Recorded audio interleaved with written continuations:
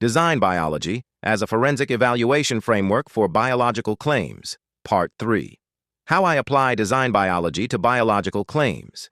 When I evaluate a biological claim, I do not begin with a final verdict. I begin by narrowing the claim. I ask exactly what is being asserted. Is the claim about local variation, long-term pattern, mechanism sufficiency, origin of a system, origin of a body plan, origin of life, or origin of mankind? If the claim is broad, I break it into smaller claims. Then I examine the evidence. I identify what is directly observed and what is inferred. I score the quality of the evidence using DQA. I map the evidence layers using ELIS. I apply CTG to prevent the argument from sliding between categories. I then test causal adequacy. I ask whether the proposed cause has demonstrated the ability to produce the claimed result, rather than merely suggesting a possible path. At the end of the process, I assign a confidence band. I also document downgrade triggers. This matters because confidence should not be static. If unresolved confounds remain, if key intermediates are missing, if the support is model only, if circular assumptions are built into the argument, or if multiple explanations fit equally well, then confidence must be reduced. I use this method because it makes my reasoning transparent. A reader can see where I am confident, where I am cautious, and why. My position on Darwinism, neo-Darwinism, and modern evolutionary claims.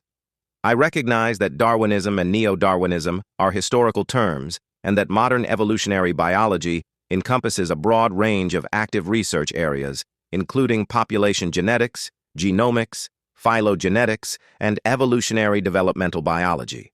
I also recognize that these fields contain real data, sophisticated methods, and ongoing internal debates about the extension of theory. My disagreement is not with the existence of research programs or the use of biological data. My disagreement is with the strength of causal claims when they are extended to the origin of mankind and major forms of life, as if the chain of mechanisms has been fully demonstrated. I reject Darwinism and neo-Darwinism as fully demonstrated causal accounts for the origin of mankind and major life forms because, in my view, they do not meet the level of causal adequacy required for such claims. I see a gap between broad explanatory narratives and a tightly demonstrated origin-level causal account. I do not treat that gap as trivial. That is why I regard design biology as a more viable alternative framework for these questions.